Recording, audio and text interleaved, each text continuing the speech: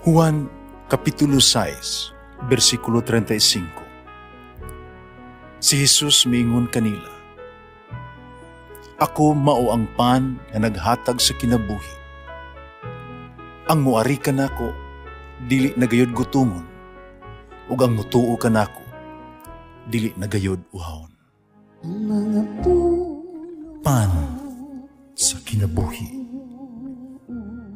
Maglikon unta sa mong pagtuo, ug gagaka kami sa pagtuman sa imong mahal nga kasuguan.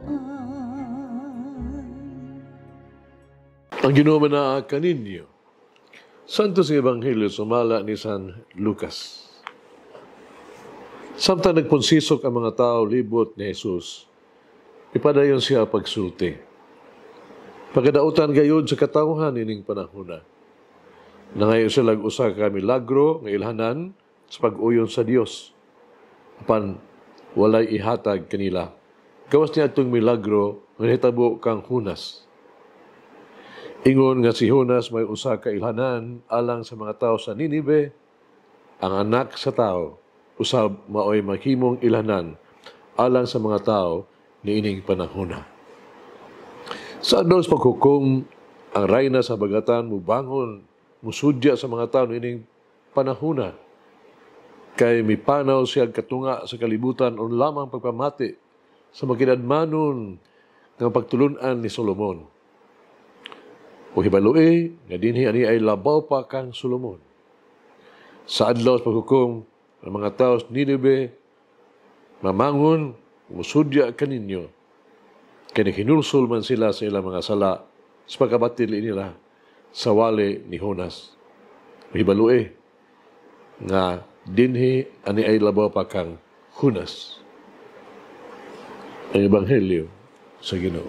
Pasalamati ang Ginoo, kay siya maayo, ang iyang gugma mulungtad, hangtod sa kahangturan. Pasalamati ang Diyos sa tanang mga Diyos, ang iyang gugma malungtaron. Pasalamati ang Ginoo sa mga Ginoo, ang iyang gugma balungtaron.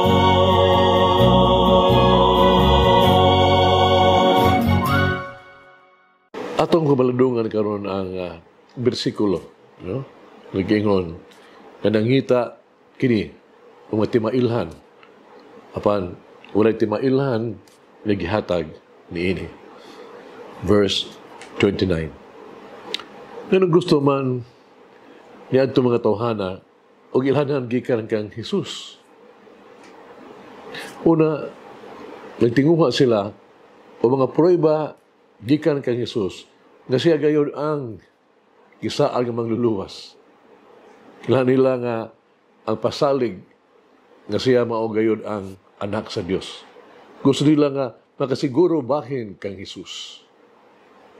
Apan kini yung matuod lamang nga sila kulang sa pagtuo.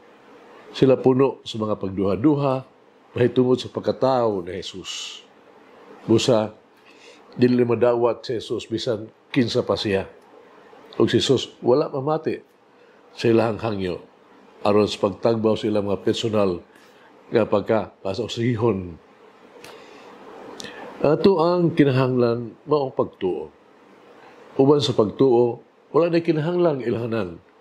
Sa dili pa nato ibutang ato ang pagsalig kaniya.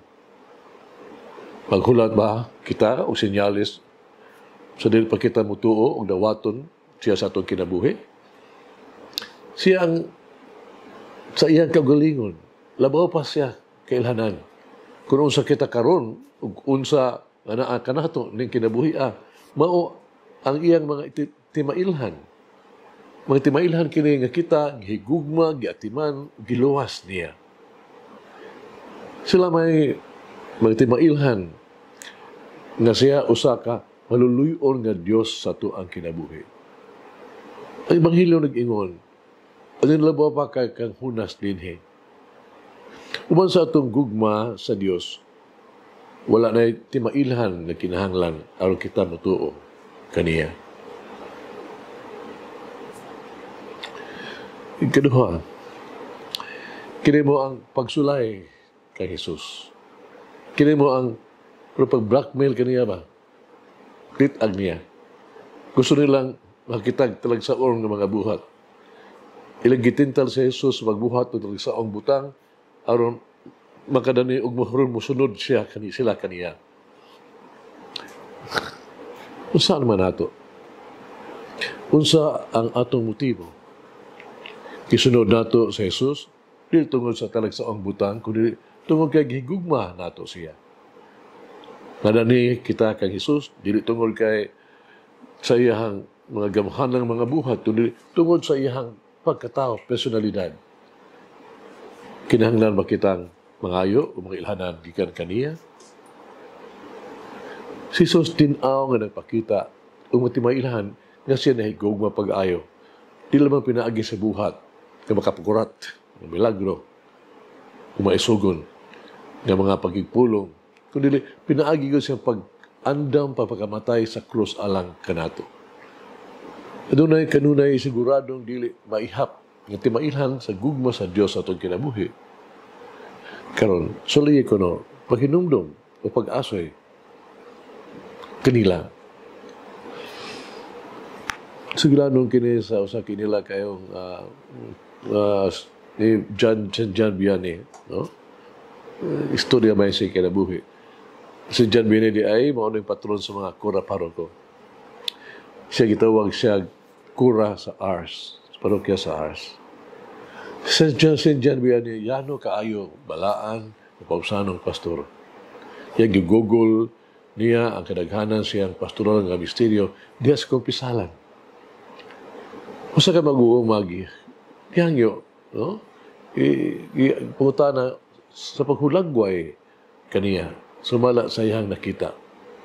Ang mag-uuma, ihatag ni ining pagmatuod ni San Juan Vianney, nag-ingon siya, nakita ko ang Diyos diha kaniya. Hagit kinabuhi. Unsa ang mga timailhan sa Diyos? May mga prueba sa gugma o pagpasaylo sa Diyos alang kanato. Mag-ampo kita, magagahong ng Diyos, ang maluluyon, gamahan, ikaw nga mo ang magbubuhat, ikaw nga mo ang kinabuhi. Ang tanan sa mong palibot, imong regalo. Ang tanan, uban kanimo, maayo kanunay. Ang naa ka na mo, mao ang imong madagayaong na grasya. Kaya tagan mo kami sa pinakamaayo o sa mong gipanginahanglan, nagpinalaginan mo kami. Gidahay ka na mo, walay kinutuban ka among mapasalamaton kanimo. Amen. Mama Mary, teach me to stand firm in the Lord. Umalangin ang Diyos magagahom sa tanan, Amahan, Anak, Espiritu Santo. Amen. May the Lord of the divine mercy bless us all, heal us from all diseases and suffering. Ayun unta niya kita, tanang mga sakit na sa lawas o sa kalag, body and soul. In the name of the Father, the Son, and of the Holy Spirit. Jesus, I trust in you. Amen. Whoever eats the bread of life will never hunger, says the Lord. Kay galaan inyong nabati ang pagpaambit ug hamubong pamalandong sa pulong sa Dios pinaagi sa tulumanon pan sa kinabuhi nga gidumala ni Monsignor Daddy Silva. Hangtod na usab sa sunod higayon, daghang salamat.